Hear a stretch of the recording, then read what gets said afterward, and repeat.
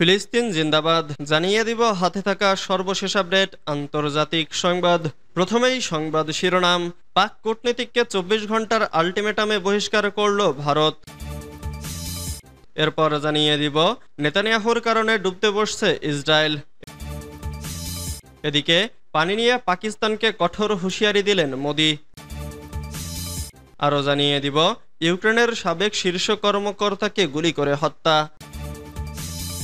সর্বশেষ জানিয়ে দিব উত্তর কোরিয়ায় যুদ্ধজাহাজ উদ্বোধনে ব্যর্থতা, শাস্তির হুমকি কিমের। এতক্ষণ শুনছিলেন সংবাদ শিরোনাম, এবারে বিস্তারিত। তবে অনুরোধ থাকবে ভিডিওটিতে একটি লাইক করবেন এবং কমেন্ট করে জানিয়ে দিবেন কোন জেলা থেকে আপনি আমাদের এই ভিডিওটি দেখছেন। পাক কূটনীতিককে ২৪ ঘন্টার আল্টিমেটামে বহিষ্কার করল ভারত। কূটনৈতিক মর্যাদার অপব্যবহারের অভিযোগে নয়াদিল্লিতে নিযুক্ত এক পাকিস্তানি কূটনীতিককে বহিষ্কার করেছে ভারত। ওই কর্মকর্তাকে ২৪ ঘন্টার মধ্যে দেশ ছাড়ার নির্দেশ দেওয়া হয়েছে, খবর পিটিআই-এর। ভারতের পররাষ্ট্র মন্ত্রণালয় জানিয়েছে, বহিষ্কৃত ব্যক্তি এমন কর্মকাণ্ডে জড়িত ছিলেন যা ১৯৬১ সালের ভিয়েনা কনভেনশন অনুযায়ী গ্রহণযোগ্য নয়। যদিও তার নাম প্রকাশ করা হয়নি, তবে সূত্র বলছে তিনি হাইকমিশনের একটি গোয়েন্দা শাখার সঙ্গে যুক্ত ছিলেন। এ নিয়ে গত ৮ দিনে দ্বিতীয়বার পাকিস্তানি কূটনীতিক বহিষ্কৃত হলেন। ভারতীয় গোয়েন্দা সংস্থার দাবি, ওই কর্মকর্তা স্পর্শকাতর তথ্য সংগ্রহ এবং সন্দেহজনক যোগাযোগে লিপ্ত ছিলেন। বিশ্লেষকরা বলছেন, এ ঘটনায় ভারত পাকিস্তান সম্পর্ক আরও খারাপের দিকে যেতে পারে। নেতানিয়াহুর কারণে ডুবতে বসছে ইসরায়েল। ইসরায়েল রাজনৈতিক ও কূটনৈতিকভাবে পতনের পথে রয়েছে বলে উদ্বেগ প্রকাশ করেছেন প্রভাবশালী ইহুদি বিশ্লেষকরা।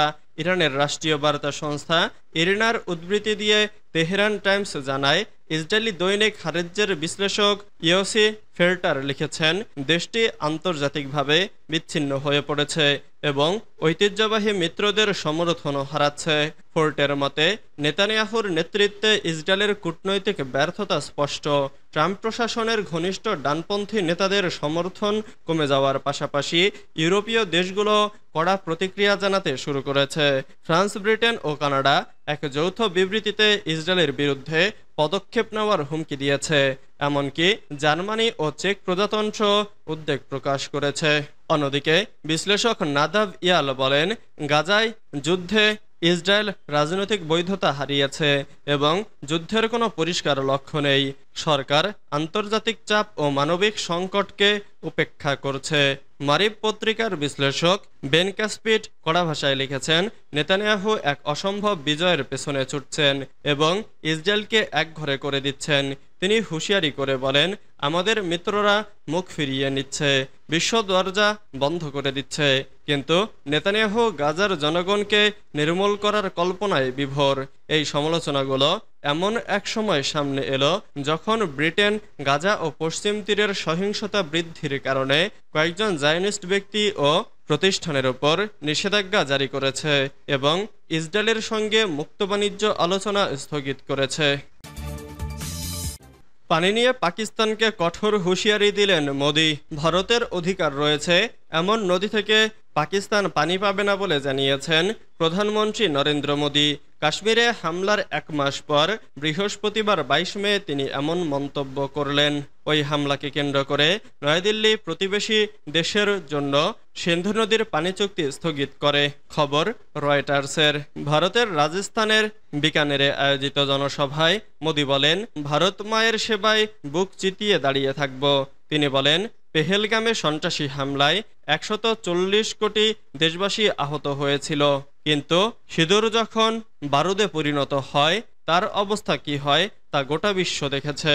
রাজস্থানের বিকানেরে এক জনসভা থেকে ১০৩টি অমৃত ভারত স্টেশন ভার্চুয়ালি উদ্বোধন করেন প্রধানমন্ত্রী নরেন্দ্র মোদি। এই প্রকল্পে দেশের সহস্রাধিক রেল স্টেশনকে আধুনিক করে গড়ে তোলা হচ্ছে। ইতোমধ্যেই তৈরি করা হয়েছে ১০৩টি স্টেশন। এসব স্টেশনে বিভিন্ন রাজ্যের শিল্প, সংস্কৃতি ও ঐতিহ্যকে তুলে ধরা হয়েছে। যেখানে পেহেলগামের হামলা নিয়ে কথা বলতে গিয়ে মোদি বলেন, যারা ভারতের মা বোনদের মাথার সিঁদুর মুছে নেওয়ার চেষ্টা করেছিল তাদের মোক্ষম জবাব দেয়া হয়েছে। 22 এপ্রিলের হামলার জবাব দেয়া হয়েছে মাত্র 22 মিনিটে। 9টি জঙ্গি ঘাঁটি গুড়িয়ে দেওয়া হয়েছে। মোদি বলেন, পাকিস্তানের রাহিম ইয়ার খান বায়ুসেনা ঘাঁটি এখন আইসিইউতে রয়েছে। যারা সিঁদুর মুছতে এসেছিল তাদের মাটিতে মিশিয়ে দেওয়া হয়েছে। নিজেদের দেশকে কোনোভাবেই নত হতে দেব না। প্রথমে ঘরে ঢুকে মেরেছিলাম, এবার সরাসরি বুকে মেরেছি।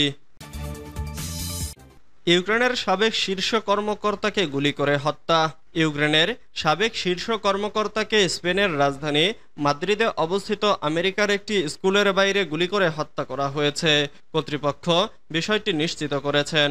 51 বছর বয়সী অ্যান্ডরি পোর্টনভ মাদ্রিদের পিয়েজুয়েলো দে আলাকর্ন এলাকায় অবস্থিত আমেরিকান স্কুলে তার সন্তানকে রেখে পার্কিং করে রাখা গাড়ির সামনে হেঁটে আসার সময়ই গুলিবিদ্ধ হন।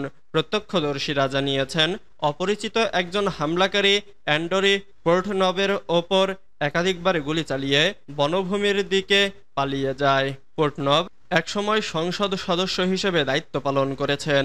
এছাড়া তিনি সাবেক প্রেসিডেন্ট ভিক্টর ইয়ানুকোভিচ প্রশাসনের উপপ্রধানও ছিলেন।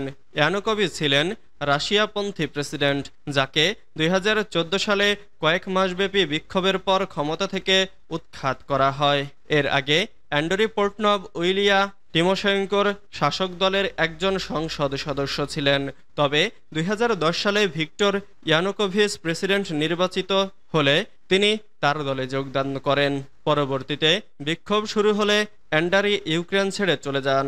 পরবর্তীতে 2019 সালে ভলোদিমির জেলেনস্কি প্রেসিডেন্ট নির্বাচিত হওয়ার পর তিনি দেশে ফিরে আসেন। উত্তর কোরিয়ায় যুদ্ধজাহাজ উদ্বোধনে ব্যর্থতা, শাস্তির হুমকি কিমের।